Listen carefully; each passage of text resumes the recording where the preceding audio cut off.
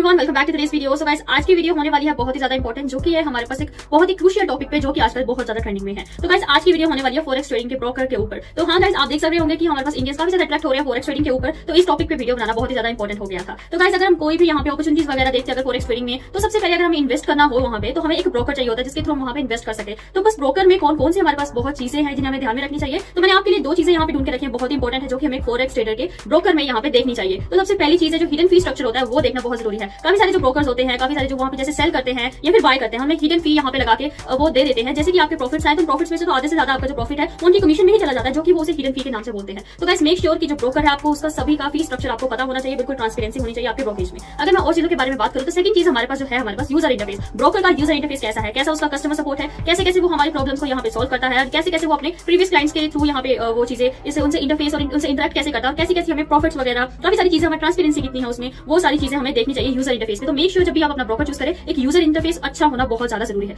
तो गाइस, जब भी कोई यहाँ पे फॉरेक्स ट्रेडिंग पे ट्रेड करता है तो आपको वहाँ पे फी स्ट्रक्चर का तो देखना बहुत ही ज्यादा इंपॉर्टेंट है। तो फी स्ट्रक्चर के मैंने कुछ 5 एलिमेंट्स यहाँ पे देखे कि जो आपको देखना ही देखना है। तो सबसे पहला एलिमेंट है हमारे पास कमीशन। तो जैसे कि आप देख सकते हैं कि हम जैसे भी ब्रोकर यहाँ पे ट्रेड करते हैं, किसी के ब्रोकर के थ्रू हम यहाँ पे ट्रेड करवाते हैं, इन्वेस्ट करवाते हैं, तो आपका यहाँ पे बाई के टाइम पे कितना कमीशन लग रहा है और सेल के टाइम पे कितना यहाँ पे अमाउंट पे करना पड़ रहा है आपको ब्रोकर को, वो चीजें आपको देखनी पड़ती है। क्योंकि ये बहुत ही ज्यादा इंपॉर्टेंट है कि ब्रोकर कितना ज्यादा वो ब्रोकर यहाँ पे हाई करेगा कमीशन बाई और सेल के टाइम पे, उतना ज्यादा आपका ब्रोकरेज रेट होगा। तो मेक श्योर आप ब्रोकर की इस चीज को बहुत ही अच्छे तरीके से एनालाइज कीजिएगा। सो गाइस, मैंने आपको जैसे कि बताया कि फॉरेक्स ट्रेडिंग क्या है, उसे कैसे यूज करते हैं। तो आप लोगों का मुझसे हमेशा सिर्फ एक ही सवाल रहता है कि आप लोगों ने खुद का एक ऑनलाइन बिजनेस स्टार्टअप करना अपने घर बैठे बैठे, जिससे आप यहाँ पे पैसे कमा सके। तो मैं आपको एक सजेस्ट करूंगा कैसे ट्रेडिंग ऐप, जहां पे आप घर बैठे बैठे अपनी एंटरप्रेन्योरशिप की जर्नी को स्टार्ट कर सकते हैं और बहुत ही इजीली अपने सपनों को पूरा कर सकते हैं, क्योंकि ये है इंडिया का fastest growing broker. So guys, हमारे पास सेकंड चीज आ जाती है स्प्रेड। तो स्प्रेड होता है हमारे पास, अगर आपको सिंपल भाषा में समझाऊं तो जितना आपका यहाँ पे बिडिंग प्राइस होगा और जितना वहां से आस्क प्राइस होगा, उन दोनों के बीच में जो डिफरेंस होगा उसे हम स्प्रेड बोलते हैं। तो जितना ज्यादा कम टाइम यहाँ पे हमारे पास स्प्रेड होगा, उतनी ही जल्दी हमारे पास यहाँ पे ट्रेडिंग में लगने वाला है, टाइम कम लगेगा। तो यहाँ पे आप देख सकते हैं कि आपको स्प्रेड जितना ज्यादा कम हो उतना ज्यादा ही आपको अच्छा रहेगा। सो गाइस, हमारे पास नेक्स्ट आ जाता है स्वैप। तो स्वैप क्या होता है वो आपको बताती हूँ। तो जैसे कि अगर आपने कोई भी यहाँ पे इन्वेस्टमेंट ली, तो ओवरनाइट आप इसको कैरी कर रहे हैं और अगले दिन भी आप इसको थोड़ा बहुत कैरी कर रहे हैं थोड़े टाइम के लिए, तो उस टाइम के लिए जो हमारे पास अगर हम ब्रोकर हमारे पास ये स्वैप करते हैं उसके कितने पैसे ले रहा है, तो ये मेक श्योर करें कि आप उसको जरूर देखें कि वो स्वैप के कितने ज्यादा पैसे ले रहा है। नेक्स्ट आ जाती है हमारे पास इनएक्टिविटी फी। तो इनएक्टिविटी फी क्या होता है कि जैसे कि हमने अपना अकाउंट ओपन कर लिया किसी भी एप्लीकेशन में, और अकाउंट ओपन करने के बाद हमने कोई भी इन्वेस्टमेंट नहीं की, कोई भी ट्रेडिंग नहीं की, तो उस